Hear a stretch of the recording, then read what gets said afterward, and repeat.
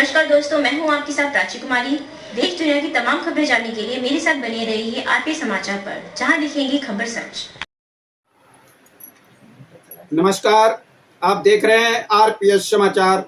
मैं हूं आपके साथ रघुनाथ प्रसाद शास्त्री। नजर डालते हैं आज की 10 बड़ी खबरों पर। सबसे पहले हम शुरुआत करेंगे राष्ट्रीय राजधानी दिल्ली से। दिल्ली से है बड़ी खबर। जहांगीरपुरी हिंसा मामले में 15 आरोपियों के खिलाफ वारंट जारी। पश्चिम बंगाल में छिपे होने के संकेत। दिल्ली के जहांगीरपुरी में दो समुदायों के बीच हुई हिंसा से जुड़े 15 आरोपियों के खिलाफ गैर जमानती वारंट जारी किया गया। क्राइम ब्रांच की जांच में पता चला है कि फरार चल रहे इन आरोपियों की हिंसा में बड़ी भूमिका थी। हालांकि ज्यादातर आरोपियों के मोबाइल फोन बंद हैं और इन 15 आरोपियों में से करीब 5 के पश्चिम बंगाल में छिपे होने के संकेत पुलिस को मिले हैं। पुलिस इन आरोपियों की तलाश में ताबड़तोड़ छापेमारी कर रही है। पुलिस की जांच में इनके हिंसा में शामिल होने का पता चल चुका है और सीसीटीवी फुटेज में हिंसा के दौरान ये आरोपी साफ तरह से दंगा करते हुए दिखाई दे रहे हैं। मोबाइल से बनाए गए फुटेज में भी इनमें से ज्यादातर आरोपी दिखाई दे रहे हैं। वीडियो फुटेज के बाद इलाके के लोगों से इनके बारे में जानकारी ली जा रही है और इसके साथ ही इनके मोबाइल फोन से लोकेशन का पता लगाया जा रहा है। बीएचपी नेता ने आरोप लगाया कि पुलिस की निष्क्रियता के कारण 16 अप्रैल को हनुमान जयंती जुलूस के दौरान जहांगीरपुरी में हिंसा हुई। Bureau report Delhi. बड़ी खबर आ रही है मुंबई से। पीड़ित शिव कुमार शर्मा का आज मुंबई में हुआ अंतिम संस्कार। अमिताभ बच्चन ने किए अंतिम दर्शन। अमिताभ बच्चन ने किए अंतिम दर्शन। पंडित शिव कुमार शर्मा का बुधवार को हार्ट अटैक से निधन हो गया था। वे भारत के जाने माने शास्त्रीय संगीतकारों में से एक थे। उन्होंने फिल्मों में भी संगीत दिया था। पंडित शिव कुमार शर्मा को 1986 में संगीत नाटक अकेडमी अवार्ड मिला था। उन्हें 1991 में पद्मश्री, 2001 में पद्म विभूषण से सम्मानित किया गया था। पद्म विभूषण और मशहूर सितार वादक पंडित शिव कुमार शर्मा का आज मुंबई के पावन हंस शमशान घाट पर अंतिम संस्कार कर दिया गया। उनका मंगलवार को 83 साल की उम्र में निधन हो गया था। पंडित शिव कुमार शर्मा के पार्थिव शरीर को अंतिम दर्शन के लिए उनके आवास पर रखा गया। अभिनेता अमिताभ बच्चन, उनकी पत्नी जया बच्चन ने पंडित शिव कुमार शर्मा को उनके घर पहुंचकर श्रद्धांजलि दी। इसके अलावा अन्य लोग भी उनके अंतिम दर्शन के लिए पहुंचे। दोपहर 2:30 पर राजकीय सम्मान के साथ उनका अंतिम संस्कार कर दिया गया। अगले हफ्ते भोपाल में कार्यक्रम में लेना था हिस्सा। पंडित शिव कुमार शर्मा अपने आखिरी समय तक एक्टिव थे। उन्हें अगले हफ्ते भोपाल में एक कार्यक्रम में हिस्सा लेना था। हालांकि वे गुर्दे की समस्या से जूझ रहे थे। एजेंसी के मुताबिक पारिवारिक सूत्रों ने बताया कि उन्हें मंगलवार को सुबह के वक्त हार्ट अटैक पड़ा। पंडित शिव कुमार शर्मा ने पाली हिल्स स्थित अपने आवास पर अंतिम सांस ली। महाराष्ट्र के मुख्यमंत्री उद्धव ठाकरे ने पंडित शिव कुमार शर्मा के निधन पर दुख जताया। उनके ऑफिस की ओर से जानकारी दी गई। पंडित शिव कुमार शर्मा का अंतिम संस्कार बुधवार को पूरे राजकीय सम्मान के साथ किया गया। पीएम मोदी, राष्ट्रपति कोविंद ने जताया दुख। पीएम मोदी और राष्ट्रपति रामनाथ कोविंद ने पंडित शिव कुमार शर्मा के निधन पर शोक जताया। पीएम मोदी ने ट्वीट किया, पंडित शिव कुमार शर्मा जी के निधन से हमारे सांस्कृतिक जगत की क्षति हुई है। उन्होंने वैश्विक स्तर पर संतूर को लोकप्रिय बनाया। उनका संगीत आने वाली पीढ़ियों को प्रोत्साहित करता रहेगा। उनके साथ हुई बातचीत मुझे याद है। उनके परिजनों और प्रशंसकों के प्रति मेरी संवेदनाएं। ओम शांति। वहीं राष्ट्रपति रामनाथ कोविंद ने कहा, पंडित शिव कुमार शर्मा ने जम्मू कश्मीर के पारंपरिक वाद्य यंत्र संतूर को लोकप्रिय बनाया। यह जानकर बेहद दुखी हूँ कि अब उनका संतूर शांत हो गया। उनके परिवार परिजनों एवं प्रशंसकों के प्रति मेरी संवेदनाएं। Bureau report, Mumbai. एक बड़ी खबर आ रही है उत्तर प्रदेश की राजधानी लखनऊ से। महिला को जिंदगी का दान, 21 साल के ब्रेन डेड युवक की किडनी, 35 साल की महिला को ट्रांसप्लांट, ग्रीन कॉरिडोर बनाया। लखनऊ में एसजीपीजीआई के डॉक्टरों ने एक मरीज की किडनी ट्रांसप्लांट करके उसकी जान बचा ली। 21 साल के ब्रेन डेड युवक की किडनी ट्रांसप्लांट की गई। आर्गन ले जाने के लिए एसजीपीजीआई और अपोलो मेडिक्स के बीच ग्रीन कॉरिडोर बनाया गया था। युवक की किडनी से 35 साल की एक महिला की जान बचाई गई।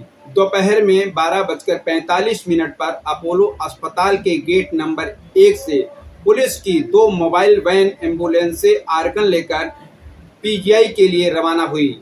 एम्बुलेंस पकरी पुल 12 बिरवा होते हुए 12:54 पर करीब 9 मिनट में एसजीपीजीआई पहुंची। बता दें, ट्रॉमेटिक ब्रेन इंजरी होने के चलते 21 साल की युवक की मृत्यु हो गई थी।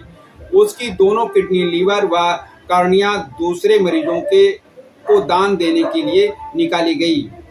महिला को जिंदगी का दान, 21 साल के ब्रेन डेड युवक की किडनी, 35 साल की महिला को ट्रांसप्लांट, ग्रीन कॉरिडोर बनाया गया।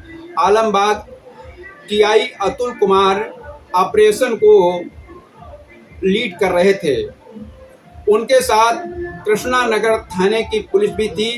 रास्ते में पड़ने वाले सभी चौराहों पर तैनात ट्रैफिक पुलिस को अलर्ट किया गया था।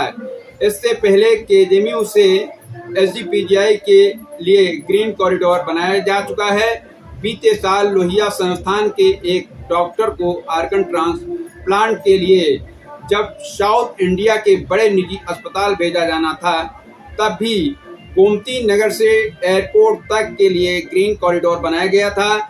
9 मिनट के तय की 10 किलोमीटर की दूरी 9 मिनट में तय की 10 किलोमीटर की दूरी एडीसीपी ट्रैफिक अजय कुमार के मुताबिक पुलिस कमिश्नर के आदेश पर करीब 10 किलोमीटर लंबा ग्रीन कॉरिडोर बनाया गया था। एम्बुलेंस ने 9 मिनट में अपोलो मेडिक्स अस्पताल से पीजीआई की दूरी तय की। इसके लिए पूरे रूट पर ट्रैफिक सिपाहियों को लगाया गया था। रिपोर्ट आरती सचदेवा। एक बड़ी खबर आ रही है उत्तर प्रदेश के कानपुर से। कानपुर में आयोजित होगा महापौर सम्मेलन। पूरे देश से आएंगे 50 से ज्यादा मेयर। नगर निगमों में 74वें संशोधन को लागू करने की उठाएंगे मांग।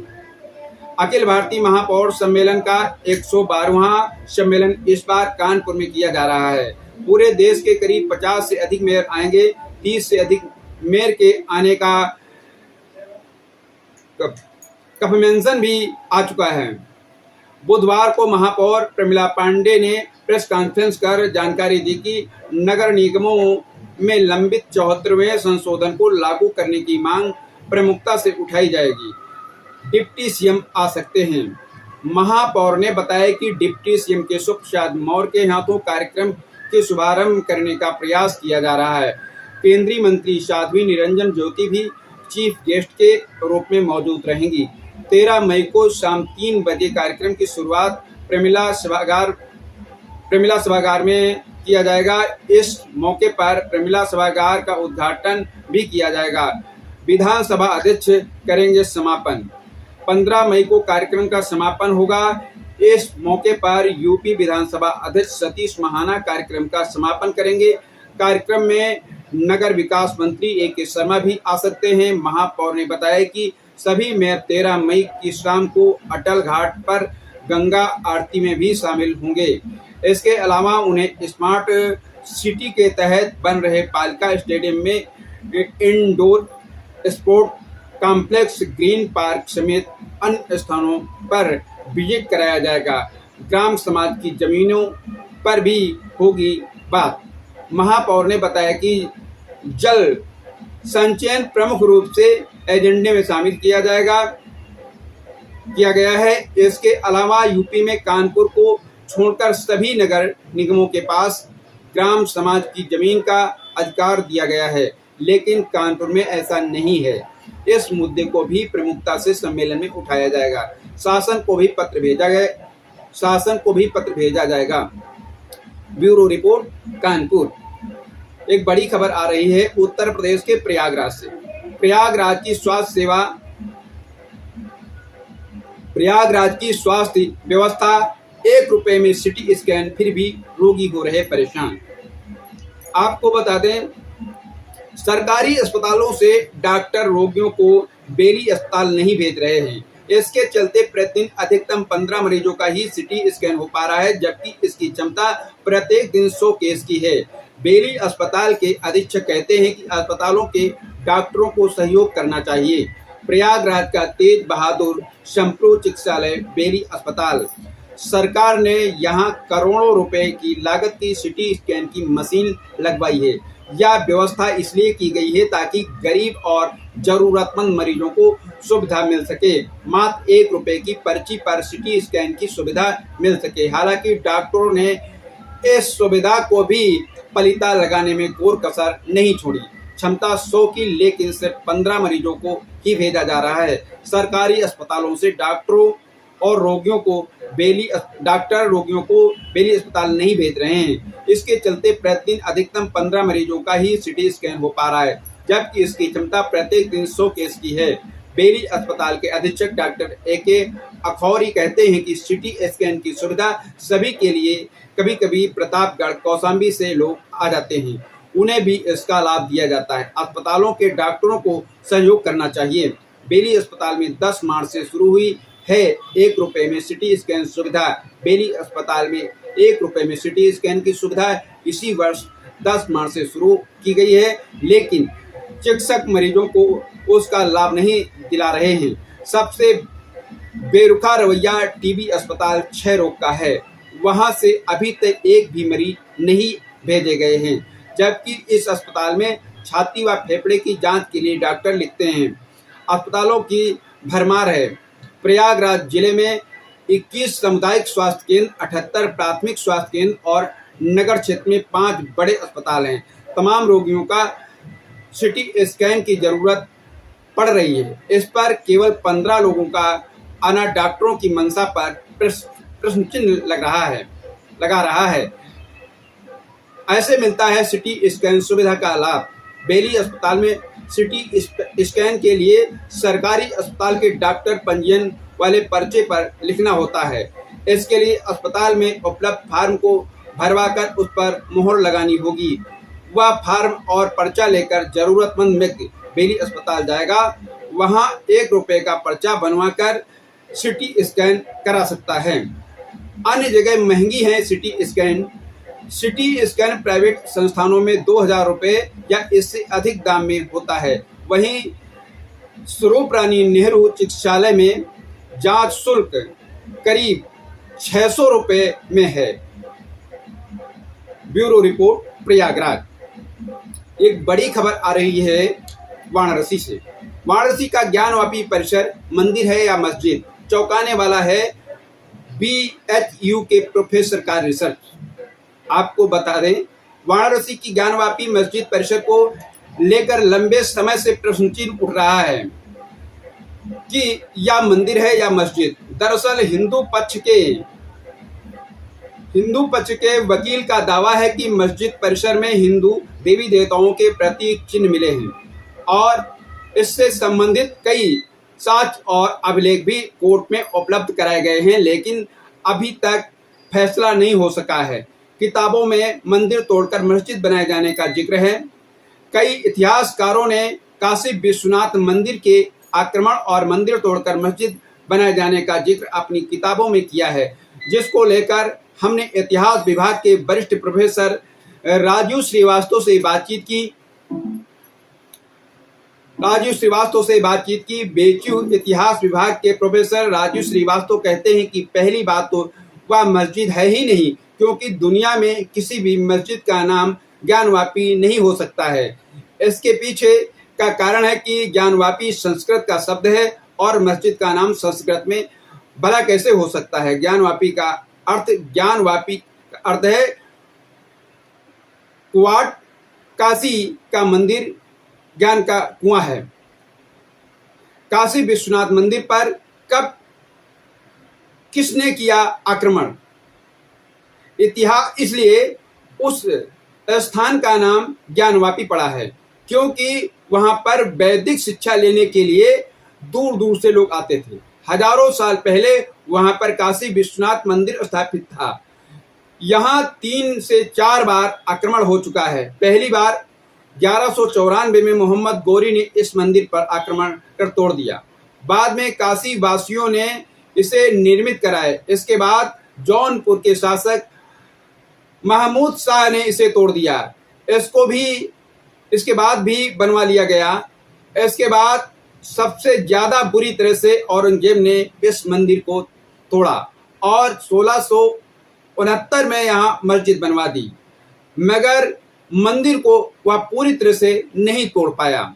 आज भी गर्भगृह में मौजूद है शिवलिंग। कारण ये था कि यहाँ पर तहखाना स्थित है जिसे मस्जिद में अब होने की बात की जा रही है। वहाँ सैकड़ों शिवलिंग स्थित थे। इसके पीछे का कारण ये था कि जितने भी राजा महाराजा आते थे उनकी मन्नत पूरी होती थी तो वो वहाँ शिवलिंग स्थापित करके जाते थे। इस प्रकार वहाँ सैकड़ों शिवलिंग स्थापित हो चुके थे। ध्यान देने वाली बात यह है कि नंदी का मुख जिधर होगा उधर ही शिवलिंग होगा। नंदी जितने बड़े होंगे उससे 1 या 2 फुट की ऊंचाई पर शिवलिंग होगा। नंदी इस वक्त 4 से 5 फुट के हैं तो निश्चित तौर पर शिवलिंग 6 से 7 फुट का होगा और वो शिवलिंग आज भी गर्भगृह में मौजूद है। मस्जिद में किसी भी प्रकार की चित्र जायज नहीं। वरिष्ठ प्रोफेसर संजीव श्रीवास्तव ने कहा कि कुरान में स्पष्ट लिखा है कि जहां पर विवाद है वहां पर नमाज नहीं पढ़ सकते। दूसरी बात, जहां मूर्ति पूजा होती है वहां नमाज नहीं पढ़ना चाहिए। मुसलमान सिर्फ जिद में आकर हिंदुओं के सबसे पवित्र स्थान पर कब्जा करने के लिए नमाज पढ़कर पाप कर रहे हैं। मस्जिद में कलाकृतियां नहीं बन सकती क्योंकि मस्जिद में किसी भी प्रकार का चित्र जायज नहीं है। मंसीर आलमगिरी में लिखा है, काशी विश्वनाथ मंदिर का सच। साकीत मुस्तकिक खां औरंगजेब के समय का इतिहासकार है। उसने सब कुछ अपनी आंखों से देखा था। उसने एक किताब लिखी, मसीर आलमगिरी। इसमें स्पष्ट रूप से लिखा है कि औरंगजेब ने काशी विश्वनाथ मंदिर को तोड़कर मस्जिद का निर्माण करा दिया है। उस समय इतिहासकार ये किताब इसलिए लिखते थे कि लोग जाने कि औरंगजेब कितना बहादुर और इस्लाम का कट्टर शासक था और हिंदुओं के पवित्र स्थान को तोड़कर उसने इस्लाम की विजय पताका फहरा दी। कोलकाता संग्रहालय में लिखी है किताब, रखी है यह किताब अभी भी कोलकाता संग्रहालय में सुरक्षित रखी हुई है। शाहजहां ने जब काशी विश्वनाथ मंदिर पर आक्रमण किया तो उस वक्त काशी वासियों से भयंकर युद्ध हुआ था। हाथियों के द्वारा शाहजहां ने मंदिर के ऊपरी भाग को तोड़ा और ऊपर मस्जिद का गुम्बद बना दिया। उस वक्त काशी का नाम परिवर्तित कर औरंगजेब ने औरंगाबाद कर दिया। Bureau report, Varanasi. एक बड़ी खबर आ रही है उत्तर प्रदेश के मेरठ से। मेरठ में एसडीएम प्रशासन के पेशकार और वकील में मारपीट, काफी देर तक चला हंगामा। बुधवार को कार्यालय खुलते ही एक अधिवक्ता ने एसडीएम प्रशासन के पेशकार को कोर्ट में जमकर पीटा। कर्मचारी इकट्ठा हुए तो अधिवक्ता अपने साथियों के साथ आने की धमकी देता निकल गया। विवाद अवैध शराब के साथ पकड़ी गई एक गाड़ी को छुड़ाने के लिए कोर्ट में भेजे जाने वाली रिपोर्ट को लेकर हुआ। जिलाधिकारी ने मारपीट की घटना को गंभीरता से लेते हुए एसडीएम प्रशासन को कार्रवाई का निर्देश दिया और कलेक्टर कर्मचारी संघ ने भी आक्रोश जताया। आरोपी के खिलाफ रिपोर्ट दर्ज कराने की कार्रवाई होने लगी तो आरोपी अधिवक्ता के पिता और आरोपी अधिवक्ता ने एसडीएम प्रशासन कार्यालय पहुंचकर हाथ जोड़कर माफी मांगी। इसके बाद मामला शांत हुआ। समय सुबह लगभग 10:30 बजे का था। अपर जिलाधिकारी प्रशासन सत्यप्रकाश सिंह की कोर्ट में पेशकार अख्तर अली सिसजी अपना काम निपटा रहे थे। इसी बीच अधिवक्ता अनुज मलिक वहां पहुंचे। पेशकार अख्तर का आरोप है कि अधिवक्ता ने उनके साथ अभद्रता से बात की और पेपर उनके ऊपर फेंक दिए। उन्होंने विरोध किया तो अधिवक्ता ने डायस में घुसकर उनके साथ मारपीट की। शोर सुनकर कोर्ट और कार्यालय में काम कर रहे कर्मचारी एकत्र हो गए। उन्होंने पेशकार को अधिवक्ता के चंगुल से छुड़ाया। कर्मचारियों को एकत्र होता देख अधिवक्ता अपने दूसरे साथियों के साथ कुछ देर में वापस आने की धमकी देता हुआ वहां से चला गया। पेशकार का आरोप है कि अधिवक्ता सरधाना थाना क्षेत्र में अवैध शराब के साथ पकड़ी गई एक गाड़ी को छुड़ाने के लिए तत्काल रिपोर्ट कोर्ट में भेजने की जिद पर अड़ा था, जबकि उनके प्रार्थना पत्र पर जनपद न्यायाधीश के हस्ताक्षर नहीं थे। साथ ही एसडीएम प्रशासन भी कार्यालय में उपलब्ध नहीं था। उसे इसकी जानकारी दी गई और रिपोर्ट शाम तक भेजने की बात कही गई, जिससे गुस्सा कर उसने मारपीट की। कोर्ट में पेशकार को पीटने की धमकी की जानकारी जिलाधिकारी दीपक मीणा को हुई तो उन्होंने तत्काल एसडीएम प्रशासन को कार्रवाई करने का निर्देश दिया। एसडीएम प्रशासन ने कर्मचारियों से घटना की जानकारी ली और एक एफआईआर दर्ज कराने के लिए तहरीर तैयार कराने का निर्देश दिया। वहीं कलेक्ट्रेट कर्मचारी संघ ने भी घटना पर विरोध जताया और एसडीएम प्रशासन के पास पहुंचकर कठोर कार्रवाई करने की मांग की। एफआईआर कराए जाने की सूचना आरोपी अधिवक्ता के पास पहुंची तो आरोपी के पिता अधिवक्ता केपी मलिक और अन्य वरिष्ठ अधिवक्ता एसडीएम प्रशासन के कार्यालय पहुंचे और मामले में आपस में समझौता कराने की मांग की। पहले आरोपी अधिवक्ता के पिता ने और फिर उसके बाद आरोपी अधिवक्ता ने एसडीएम कार्यालय पहुंचकर एसडीएम प्रशासन और अन्य कर्मचारियों के सामने पीड़ित पेशकार से हाथ जोड़कर माफी मांगी। साथ ही भविष्य में ऐसी घटना फिर से न होने की वादा भी किया। माफी मांगने के बाद मामला निपट गया। कलेक्ट्रेट कर्मचारी संघ के अध्यक्ष मुकेश कुमार, सत्यनारायण शर्मा, राजीव कपिल, संजीव जैन, मनीष कुमार, गुरबचन सिंह आदि कर्मचारी नेता मौजूद रहे। Bureau report, Meerut. एक बड़ी खबर आ रही है जनपद उन्नाव से। अपनी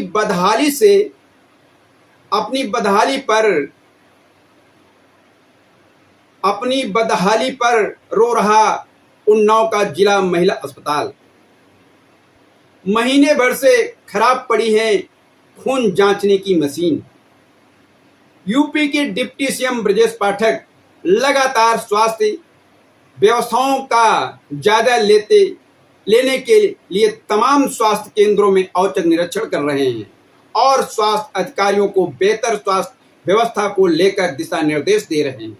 वहीं उन्नाव के जिला महिला अस्पताल पर लगता है इसका कोई असर देखने को नहीं मिल रहा है। हालात यह है कि यह अस्पताल अपनी बदहाली पर आंसू बहा रहा है। इस जिला अस्पताल में लगी खून की जांच करने वाली मशीन पिछले 1 महीने से खराब पड़ी हुई है। इसके चलते मरीजों को खून की जांच कराने के लिए प्राइवेट पैथोलॉजी जाना पड़ रहा है। 1 महीने से खराब पड़ी है मशीन।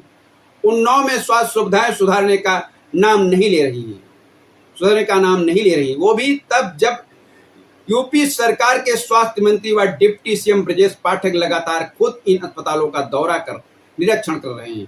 उन्नाव के इस जिला अस्पताल की बायोकेमिस्ट्री एनालाइजर जांच मशीन खराब होने से liver function test, kidney function test, sugar, lipid profile की जांच नहीं हो पा रही है। बताया जा रहा है कि जांच मशीन करीब 1.5 महीने से खराब पड़ी है, जिससे गर्भवती महिला व महिला मरीजों को प्राइवेट पैथोलॉजिस्ट के चक्कर लगाने पड़ रहे हैं। प्राइवेट लैब के सहारे मरीज, अस्पताल की खून जांचने की मशीन का पंप रिपेयरिंग के लिए 1.17 लाख का बजट चाहिए। विभागीय सिस्टम व बजट की खींचातानी में मशीन का पंप रिपेयर नहीं हो पा रहा है, जिसका खामियाजा सीधे तौर पर गरीब मरीजों को भुगतना पड़ रहा है। उन्हें मजबूरी में प्राइवेट लैब का सहारा लेना पड़ता है। इस बारे में जब सेमस डॉक्टर तौसीक रिजवी से सवाल किया गया तो उन्होंने बताया कि इस समस्या को लेकर अपर निदेशक चिकित्सा एवं स्वास्थ्य सेवा को पत्राचार किया जा चुका है। मशीन का पंप खराब होने से मरीजों को जांच कराने में दिक्कत आ रही है। Bureau report Unnao. एक बड़ी खबर आ रही है जनपद उन्नाव के बांगरमऊ से। पूर्व घोषणा के तहत आज नगर पालिका प्रशासन द्वारा हरदोई उन्नाव मार्ग पर अतिक्रमण विरोधी अभियान चलाया गया। इस अभियान से पटरी दुकानदारों तथा अतिक्रमण कार्यों में हड़कंप मचा हुआ है। गौरतलब है कि नगर पालिका प्रशासन द्वारा बीते एक सप्ताह से नगर के प्रमुख मार्गों पर लाउड स्पीकर से अतिक्रमण हटाने की चेतावनी दी जा रही है। पालिका प्रशासन की चेतावनी के बावजूद अतिक्रमणकारियों के कान पर जू तक नहीं रेंग रहा है।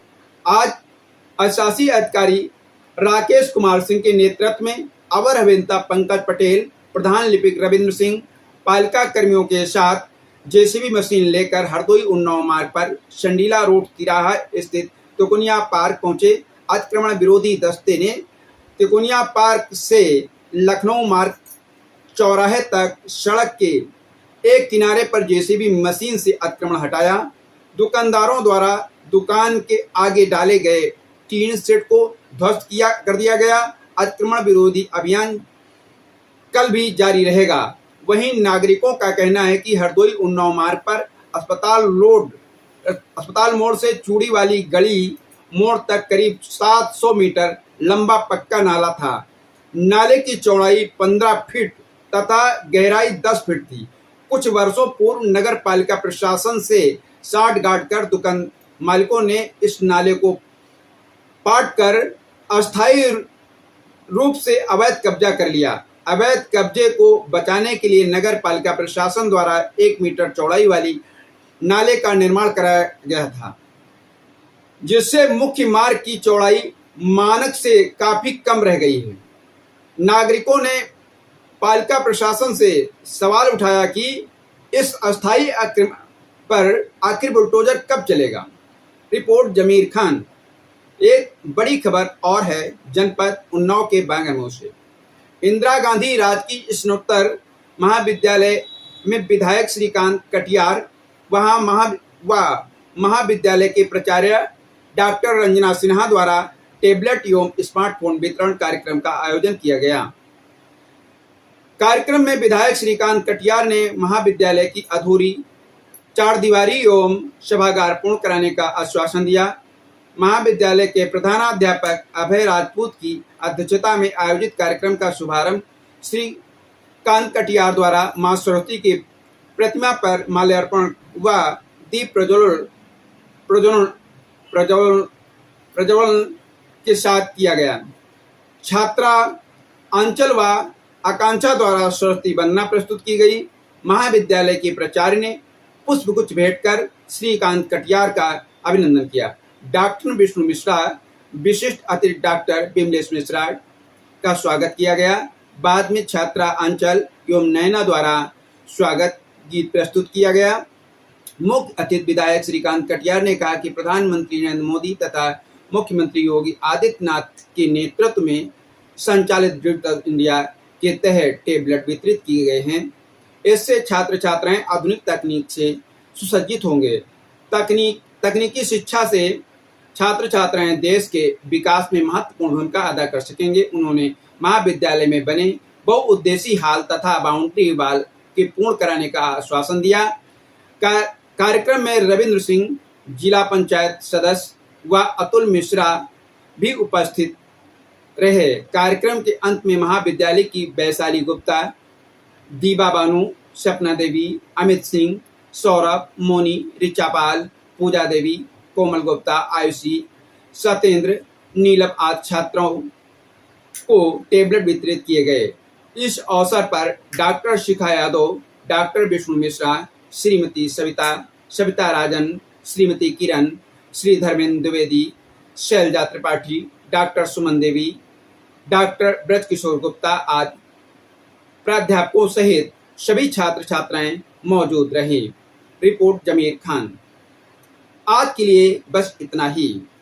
आरपीएस समाचार पर लगातार बने रहिए देश दुनिया की तमाम खबरें जानने के लिए। चैनल को लाइक और शेयर करना ना भूले, आइकन बेल दबाना बिल्कुल ना भूले, जिससे प्रत्येक जानकारी आपको सबसे पहले मिल सके, जैसे कि प्रत्येक दिन का राशिफल, प्रत्येक पर्व का आर्टिकल, नई और ताजी खबरें।